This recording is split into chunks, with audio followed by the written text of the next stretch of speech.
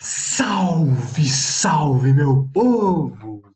Tudo bem, tudo jóia, tudo beleza? Sejam bem-vindos ao meu canal, sou o professor Carlos Cesaíga, de Goiânia, Goiás, e aqui nós compartilhamos nosso amor pela história. Gostaria muito de agradecer a você que está vendo esse vídeo, que está curtindo, compartilhando, né? Você que também compartilha esse amor pela história. Estamos juntos aqui no nosso canal, né? Postando vídeos, né? Para a gente poder, a cada dia, né? Conhecer mais e mais sobre a nossa história. E hoje nós vamos dar continuidade, né, ao nosso conteúdo que nós estávamos trabalhando, né, a respeito, né, da República Democrática, que é aquele período da nossa história que nós estudamos, né, os governos que vão de 1946 até 1964. Né, nós já vimos, né, a Constituição de 1946, né, que vai reger todo esse período. Nós vimos também o primeiro governo, né, que vai iniciar esse período da nossa história, que foi o governo do Marechal Eurico Gaspar Dutra, e hoje nós vamos ver o governo seguinte, né? Nós vamos ver que no Brasil se repete muito aquela velha frase, né? A volta dos que não foram, né? O Getúlio Vargas, né, que foi deposto em 1945, ele vai retornar ao poder em 1951. Aí você pode pensar assim, ué, pessoal, então ele vai voltar por meio de um golpe? Será que ele vai fazer uma revolução como ele fez em 1930? De jeito nenhum. Como o próprio Vargas disse, ele vai voltar nos braços do povo, né? Ele vai voltar eleito pelo voto popular. Que vamos recordar, né? Nós estamos vivendo, né, o período de democracia, e como toda democracia, né, nós temos eleições presidenciais diretas, né? Nós temos o povo votando, o povo participando, né, governo e oposição, né, disputando o poder. E o Getúlio Vargas ele vai ser eleito. Mas aí você pode pensar assim, beleza, professor, você acabou de me falar que ele saiu do poder em 45, né, por pressão dos militares, ele foi deposto, sim. Mas como é que ele volta em 1950? Aí é que tá. Em 1949, né, Getúlio Vargas ele estava, né, morando em São Borja, né, no Rio Grande do Sul, sua cidade natal. Ele havia, né, se tornado um fazendeiro, estava afastado da política. E um jornalista chamado Samuel Weiner, que era um jornalista dos Diários Associados, né, que era um grande conglomerado, né, de jornais e revistas pertencentes ao Assis Chateaubriand, ele foi até o Rio Grande do Sul fazer uma reportagem para os Diários Associados. E ele teve uma ideia. Ele pensou o seguinte: caramba, estamos aqui no Rio Grande do Sul, estamos aqui, né, perto de São Borja, né, a cidade do Vargas, por que não entrevistá-lo? Por que não tentar chegar até o antigo ex, né, o velho ditador, né, saber o que ele está fazendo, o que ele pensa da política? E após algumas negociações, né, principalmente com o João Goulart, né, que era o principal assessor, né, do Getúlio Vargas naquela época, o Samuel Weiner consegue, né, uma entrevista do Getúlio Vargas. E essa entrevista acaba se tornando bombástica e acaba anunciando o retorno do Vargas, porque nela o Getúlio diz, né, que vai voltar ao poder como líder das massas. Então, aquele cara que havia sido deposto lá em 1945, por pressão dos militares, encerrando, né, o período da ditadura do Estado Novo, que inclusive tem vídeo aqui no canal sobre esse período, ele vai voltar ao poder. Né? Então foi um maior alvoroço a entrevista, né? Porque o Vargas, que até então estava lá no Rio Grande do Sul, né, que estava lá cuidando da sua fazenda, distante do centro do poder, que ainda era o Rio de Janeiro. Né? Vamos lembrar que, né, o Rio de Janeiro ainda era a capital federal, né? Brasília e só seria inaugurado em 1960. Então Vargas estava distante. Né? E essa entrevista traz o Vargas de volta para o cenário político. Nessa entrevista, né, o Vargas ele anuncia, né, anuncia o seu retorno como líder de massas, como ele havia sido, né, nos tempos, né, da, do Estado Novo, né, do período que ele havia assumido o poder. E em 1950 nós temos eleições presidenciais, né, o mandato do Marechal Dutra estava terminando, e o Vargas, então, ele cumpre, né, a promessa que ele havia feito ao Samuel Weiner na entrevista, e ele se lança candidato à presidência pelo PTB, no Partido Trabalhista Brasileiro, que era um partido que ele havia criado ali no finalzinho do Estado Novo. O candidato à oposição era o brigadeiro Eduardo Gomes, né, pela UDN, União Democrática Nacional, que era um partido que desde também do finalzinho do Estado Novo, né, se posicionou contra o getulismo, fez uma oposição ferrenha ao Getúlio Vargas, e o candidato, né, o brigadeiro Eduardo Gomes, ele se lança candidato pela UDN. E ele novamente é candidato, ele havia sido candidato à presidência pela UDN em 1945, mas perdeu as eleições para o Marechal Eurico Gaspar Dutra. E o brigadeiro Eduardo Gomes novamente vai perder as eleições. O Getúlio Vargas ele resgata durante a sua campanha, né, os direitos trabalhistas, todos os benefícios que ele concedeu aos trabalhadores. Ele busca resgatar bastante, né, a imagem de pai dos pobres, né, que o DIP, né, o Departamento de Imprensa e Propaganda, construiu ao longo da ditadura do Estado Novo, e ele vai vencer. Então, o Vargas, né, de 1950, que é eleito presidente, ele é eleito baseado na bandeira do passado, né, na bandeira do desenvolvimentismo, né, da industrialização, né, do trabalhismo, aquele cara, como ele havia prometido na entrevista ao Samuel Weiner, né, o líder das massas, né, o presidente dos trabalhadores, e ele acaba derrotando mais uma vez a UDN. O seu mandato começa em 1951 e, como naquela época o mandato presidencial era de 5 anos, então ele iria governar o Brasil de 1951 até 1955, quando novamente teríamos eleições presidenciais.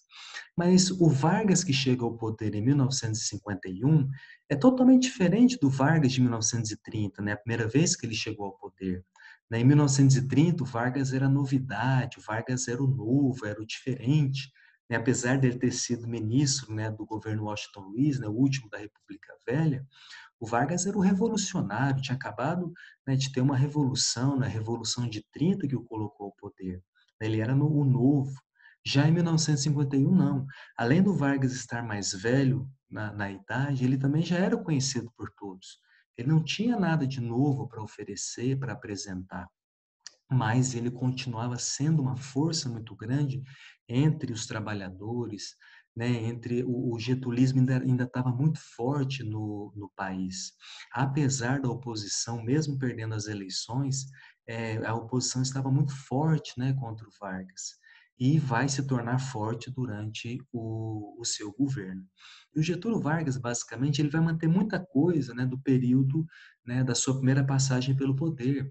Ele vai investir na industrialização, ele vai intensificar a presença do Estado na economia, né, criando estatais como, por exemplo, o BNDE, né, o Banco Nacional de Desenvolvimento Econômico, que originalmente não tinha o S, né, como tem hoje, né, o Banco Nacional de Desenvolvimento Econômico Social, né, era simplesmente BNDE.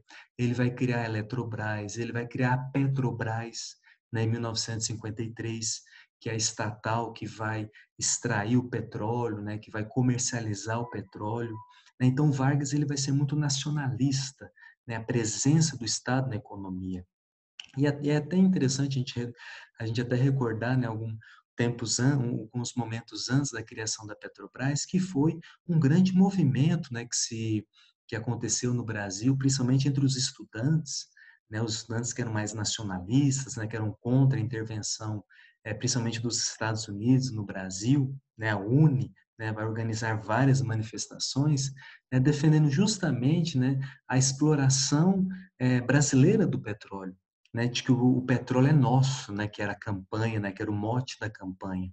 Então percebam que o Vargas ele vai intensificar essa presença do Estado na economia, nacionalização, né, impedindo que capital externo entrasse no nosso país, né, apenas o capital nacional. E isso vai gerando muita oposição, principalmente dos representantes, né, das empresas, né, estrangeiras que vão pressionar o governo para adentrar na nossa economia. O Vargas não vai permitir. né? Então, o Vargas ele não vai trazer algo de novo, né? O Vargas que se apresenta, né, no seu segundo governo é o Vargas de antigamente, né? Só que a oposição estava muito forte, né? A oposição estava presente na imprensa, né, principalmente nos jornais, né? A imprensa vai ter um papel muito grande, né, nesse período, né? Vamos lembrar que o Samuel Weiner, né, que publicou a entrevista que anunciou a volta do Vargas, né, ele foi apelidado, né, pelo Getúlio Vargas de o profeta, né, que ele teria anunciado o retorno do Vargas.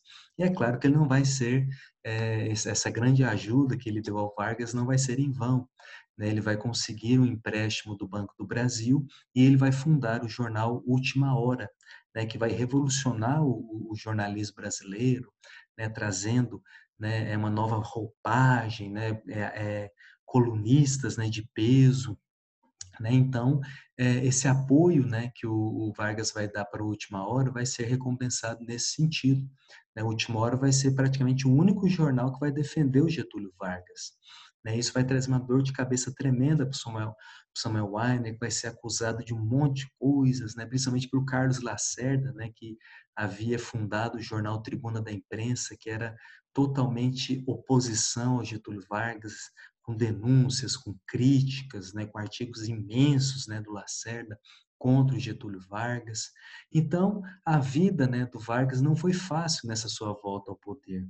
Apesar dele tentar se posicionar como, né, o líder das massas, né, o grande presidente dos trabalhadores, a oposição vai dar muito trabalho nisso, né? Sem contar que o Brasil da década de 50 era totalmente diferente do Brasil da década de 30, né? E o Vargas foi um dos principais responsáveis por essa mudança, né? O Brasil da década de 50 é um Brasil urbano, Brasil industrial, né? Um Brasil é, onde os trabalhadores, né, tinham seus direitos, estavam nas cidades, enquanto que o Brasil de 1930 era um Brasil rural, né, era um Brasil baseado na agroexportação, né? Então, eram nesses 20 anos, né, que separavam, né, Getúlio Vargas desde que chegou ao poder pela primeira vez até a sua volta, né, essa diferença era muito grande, né? E o Vargas, né, ele não tinha também as mesmas forças políticas, né, disponíveis, né, para, por exemplo, dar um golpe de Estado, ou para ter mais poderes, ou para calar a oposição.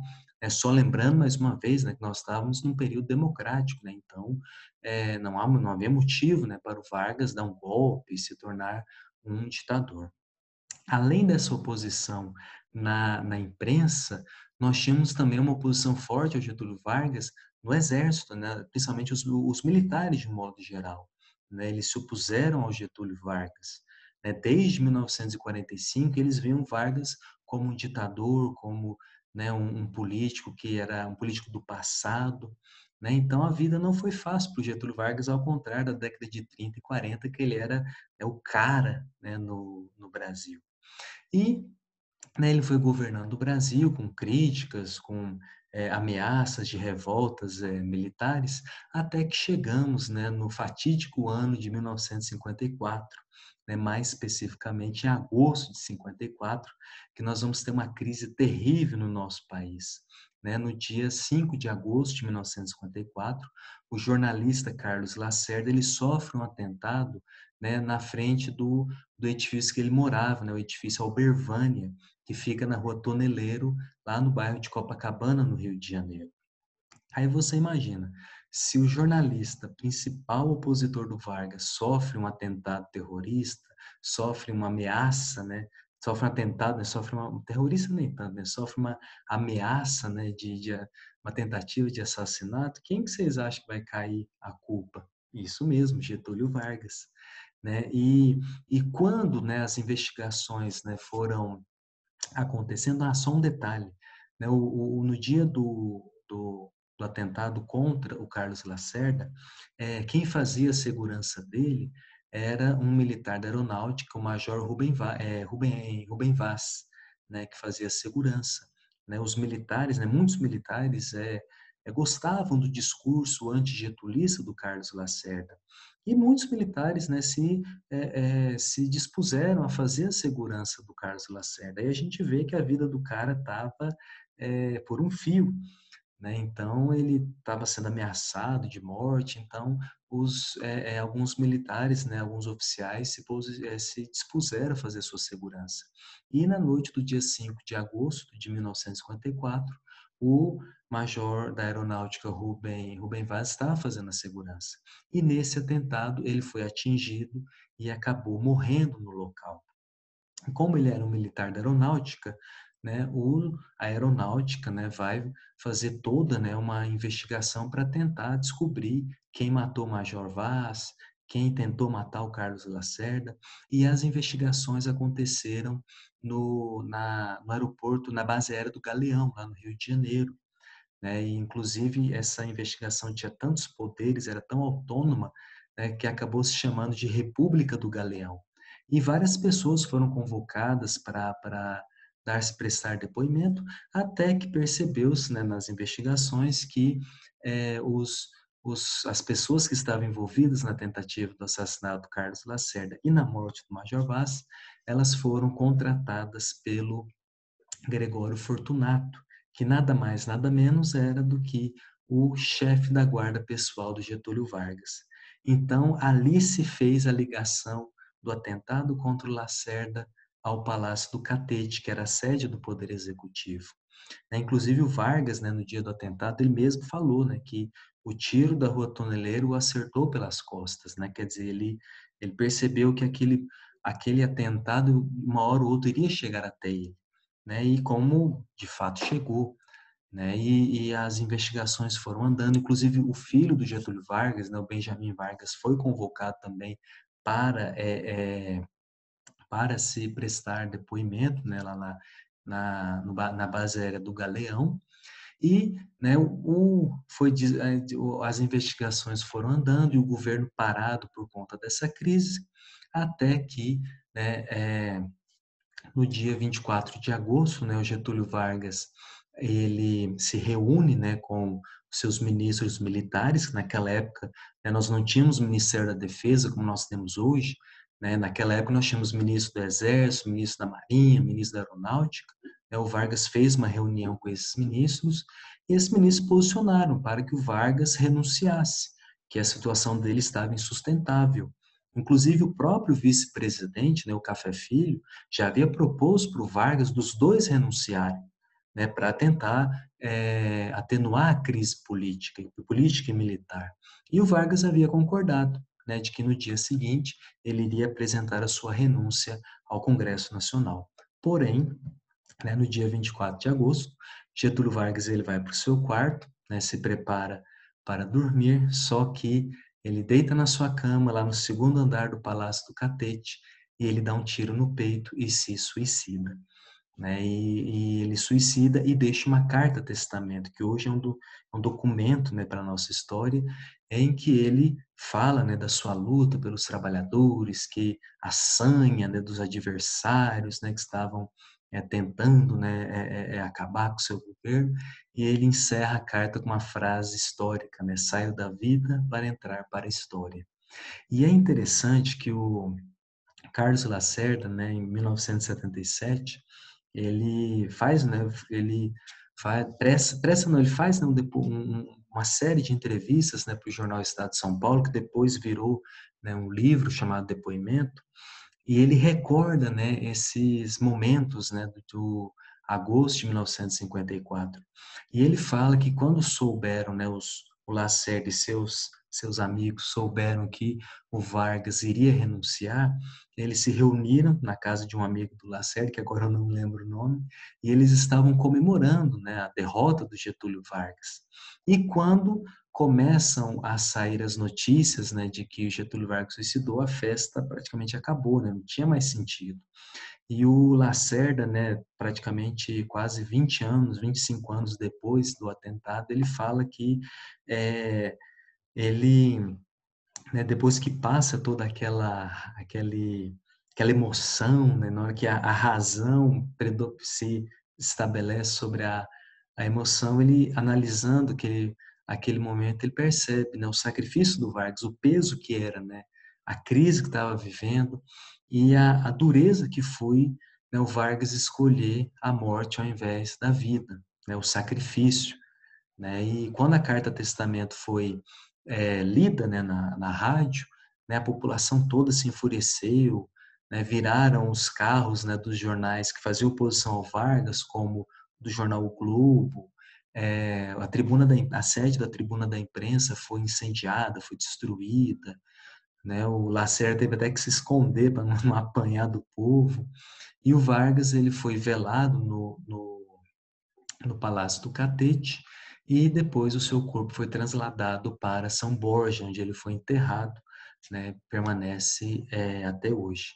Então, o Getúlio Vargas, né, ele sai da vida, né, dessa forma trágica, né, de uma forma é, violenta, né, com um tiro no peito, né, encerrando assim, né, seus quase 25 anos que ele esteve no poder, né, deixando como legado, né, um Brasil modernizado, um Brasil industrializado, né, um país que boa parte, né, da sua administração, da administração pública, né, começou com ele, né. Então o Vargas ele sai da vida e entra para a história de fato, né. E vocês pensam que a crise acabou? Não, a crise continua, né. Depois entra o Café Filho, né, que assume o poder após a morte do Vargas, né. Só lembrando, naquela época o vice-presidente ele também recebia votos, né.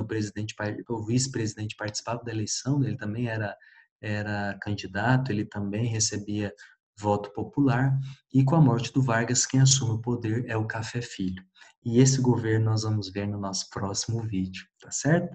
Espero que vocês tenham gostado, né? Espero que vocês estejam acompanhando, né? Estejam curtindo, né? O nosso canal, e nós vamos postando mais e mais vídeos sobre esse período tão agitado que foi da República Democrática, certinho? Aquele abraço, fique com Deus e até a próxima. Tchau, tchau.